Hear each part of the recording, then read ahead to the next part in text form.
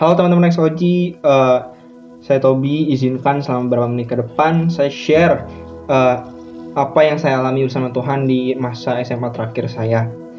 Teman-teman, di ujian praktik hari terakhir itu nggak di jadwal pelajaran, sehingga saya dan teman-teman saya yang lain harus ikut susulan salah satu mata pelajaran. Dan singkat cerita, selesai di jam pelajaran terakhir. Teman-teman, di jam pelajaran terakhir itu ada jam komsel untuk adik kelas, dan teman-teman saya yang lain itu sepakat untuk bolos pelajaran dengan mengatasnamakan komsel ini. Di sini teman-teman saya rasa tahu ini nggak benar. Iman saya diuji. Akankah saya ikut teman-teman saya yang lain, atau justru saya bisa melawan apa yang menurut saya nggak baik dan kembali kelas untuk belajar.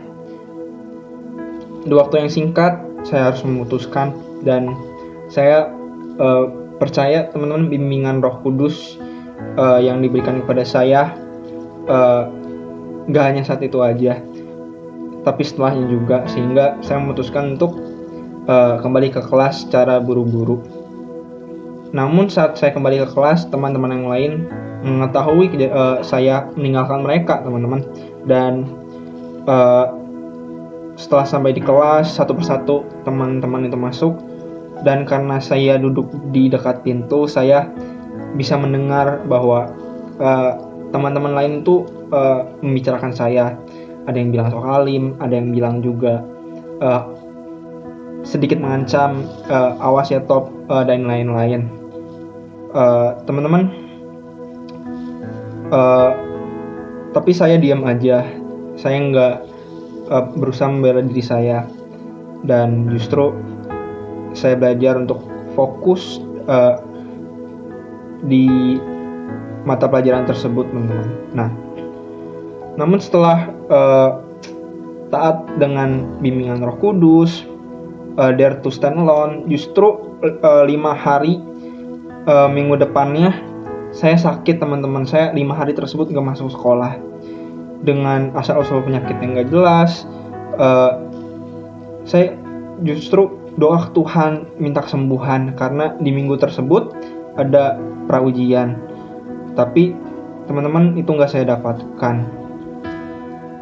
Berdoa terus, tapi Tuhan, teman-teman, Tuhan tuh sangat baik. Ia tahu iman saya belum cukup kuat, belum cukup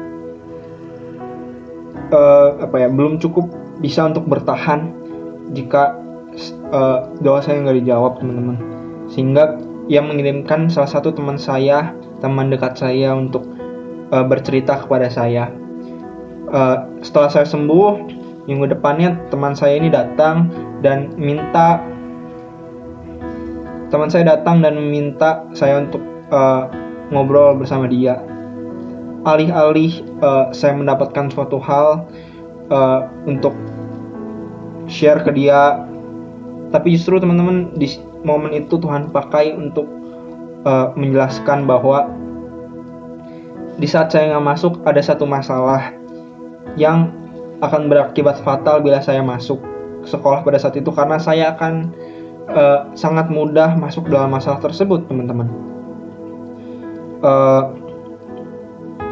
Di kejadian ini, teman-teman, saya share hal yang sangat simple, sangat sederhana, bukan masalah yang sulit, teman-teman. Tapi ada 2 hal yang saya sadari. Yang pertama, di balik suatu situasi yang terlihat nggak mengenakan, justru somehow itu cara Tuhan memperlihatkan kasihnya kepada kita.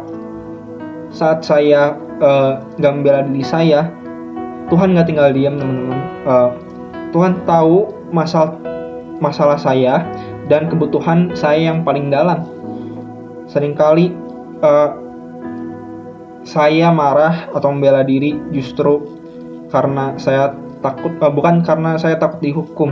Justru seringkali membela diri karena takut dikucilkan, takut ditolak. Namun teman-teman, saya belajar, bukan saya yang akan bela diri saya, tapi ketika kita sudah taat sama bimbingan Roh Kudus, justru Tuhan yang akan membela kita di hadapan siapapun.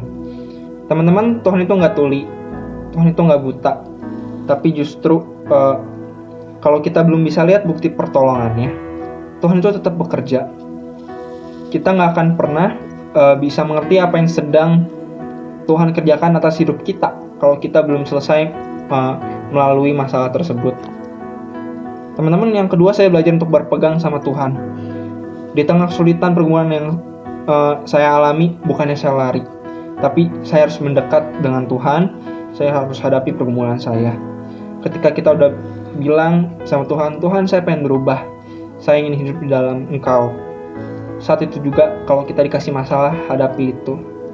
Teman-teman, kelak hal yang berhasil kita hadapi bersama Tuhan akan menjadi kesaksian pribadi kita yang bisa menguatkan orang lain dan bahkan menguatkan diri sendiri ketika menemukan masalah serupa ke depannya.